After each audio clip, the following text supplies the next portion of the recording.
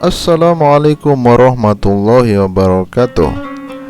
Jumpa lagi dengan kami yang menyajikan beberapa cerita lucu, unik, dan jenaka. Maafkanlah kami karena beberapa hari ini kami tersibukkan dengan hal-hal yang lain sehingga belum sempat memberikan sebuah cerita. Oke, berikut ini kami akan menyajikan sebuah cerita, yaitu Abu Nawas memperbudak seorang raja.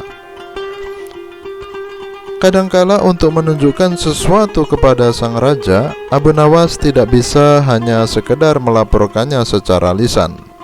Raja harus mengetahuinya dengan mata kepala sendiri bahwa masih banyak di antara rakyatnya yang hidup dengan sengsara. Ada saja praktek jual beli budak.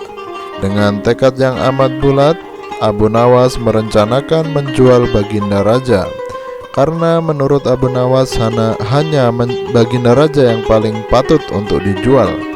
Bukankah selama ini baginda raja selalu mempermainkan dirinya dan menyengsarakan pikirannya? Maka sudah sepantasnya lah, karena baginda akan mendapatkan giliran yang serupa. Abu Nawas kali ini langsung mengerjai baginda raja. Abu Nawas segera menghadap dan berkata kepada baginda Raja Harun ar-Rasyid, "Wahai baginda, ada sesuatu yang amat menarik yang akan hamba tunjukkan hanya kepada paduka yang mulia." "Apa itu, wahai Abu Nawas?" tanya baginda langsung dengan wajah yang penasaran. "Baiklah, ini adalah sesuatu yang hamba yakin belum pernah terlintas di dalam benak paduka yang mulia selama ini," kata Abu Nawas dengan sangat yakin. "Kalau begitu cepatlah ajak aku ke sana untuk menyaksikannya," kata baginda tanpa rasa curiga sedikit pun. "Tetapi baginda," kata Abu Nawas sengaja tidak melanjutkan kalimatnya. "Tetapi apa, wahai Abu Nawas?" "Jika baginda tidak menyamar sebagai rakyat biasa, maka pasti orang-orang akan banyak yang ikut menyaksikan benda ajaib tersebut," jawab Abu Nawas. Karena begitu besar keingintahuan baginda raja, maka beliau bersedia menyamar sebagai rakyat biasa seperti yang diusulkan Abu Nawas. Kemudian Abu Nawas dan baginda raja Harun ar-Rasyid berangkat menuju sebuah hutan.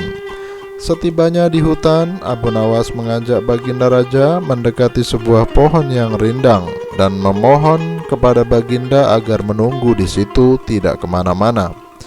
Sementara itu, Abu Nawas menemui seorang badui yang pekerjaannya menjual budak. Abu Nawas mengajak pedagang budak itu untuk melihat calon budak yang akan dijual kepadanya, tetapi dari jarak yang agak jauh. Abu Nawas beralasan bahwa sebenarnya calon budak itu adalah teman dekatnya. Oleh karena itu, Abu Nawas tidak tega bila menjualnya di depan mata.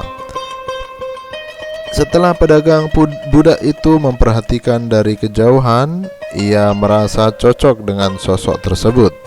Abu Nawas pun membuat surat pernyataan yang mengatakan bahwa pedagang budak tersebut sekarang mempunyai hak penuh atas diri orang yang sedang duduk di bawah pohon rindang tersebut.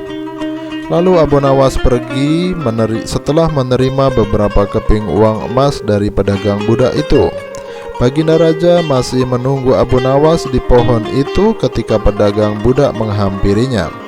Ia belum sadar mengapa Abu Nawas belum juga menampakkan batang hidungnya. Baginda juga merasa heran mengapa ada orang lain di sekitar itu. Baginda bertanya, "Siapakah engkau?" "Aku adalah tuanmu sekarang," kata pedagang budak itu agak kasar.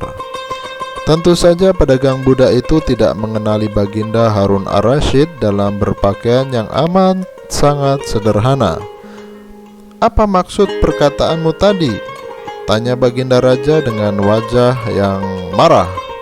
"Abu Nawas telah menjual engkau kepadaku, dan ini adalah surat pernyataan yang baru saja kita buat," jawab pedagang dengan kasar. Abu Nawas menjual diriku kepadamu?" kata Baginda semakin marah. "Ya, tentu saja," bentak pedagang budak tersebut. "Tahukah engkau siapa aku ini sebenarnya?" tanya Baginda geram. "Tidak, dan itu tidak perlu," kata pedagang budak dengan seenaknya. Lalu ia menyeret budak barunya ke belakang rumah. Sultan Harun ar-Rasyid diberi parang dan kampak dan diperintahkan untuk membelah kayu. Begitu banyak tumpukan kayu di belakang rumah si Badui, sehingga memandangnya saja Sultan Harun ar-Rasyid sudah merasa ngeri, apalagi harus mengerjakannya. "Ayo cepat kerjakan," bentak Badui itu. Sultan Harun ar-Rasyid mencoba memegang kayu dan mencoba membelahnya. Namun si Badui melihat cara Sultan Harun ar-Rasyid memegang parang merasa aneh. "Kau ini bagaimana? Bagian parang yang tumpul justru kau arahkan ke atas. Kau sungguh bodoh sekali. Seharusnya bagian yang tajam ini yang akan membelah kayu, bukan yang bagian tumpul." Sultan Harun ar-Rasyid mencoba membalik parang sehingga bagian yang tajam berada tepat di kayu. Ia mencoba membelah, namun tetap saja pekerjaannya terasa aneh dan kaku. Hal itu bisa diketahui oleh si Badui. Akhirnya Baginda bergumam di dalam dirinya, "Ternyata beginikah derita orang-orang miskin mencari sesuap nasi, harus bekerja keras terlebih dahulu. Lama-lama aku tidak tahan dengan pekerjaan ini," kata Sultan Harun ar-Rasyid dalam hati. Si Badui menatap Sultan Harun ar-Rasyid dengan pandangan heran dan lama-lama menjadi marah karena tak tahan. Ia merasa rugi karena membeli budak yang bodoh. Si Badui lantas mengucapkan, "Kau ini budak yang bagaimana, bekerja seperti ini saja tidak mampu." "Hei Badui, cukup sudah, aku tak tahan dengan semua ini," kata Baginda Raja. "Bukankah kau sebagai budakku? Kenapa kau harus marah kepadaku?" kata Badui itu, memukul Baginda. Tentu saja Baginda Raja tak pernah disentuh orang, apalagi dipukul, sehingga Baginda dengan pukulan tersebut menjerit keras saat mendapat perlakuan pukulan tersebut oleh Badui. "Hei Badui, aku ini adalah rajamu, Sultan Harun ar-Rasyid," kata Baginda sambil menunjukkan stempel kerajaan. Si Badui itu sangat kaget dan mulai mengenal Baginda Raja. Ia pun langsung menjatuhkan dirinya sambil memohon maaf kepada Baginda Raja. Baginda Raja mengampuni pedagang budak itu karena memang ia tidak tahu.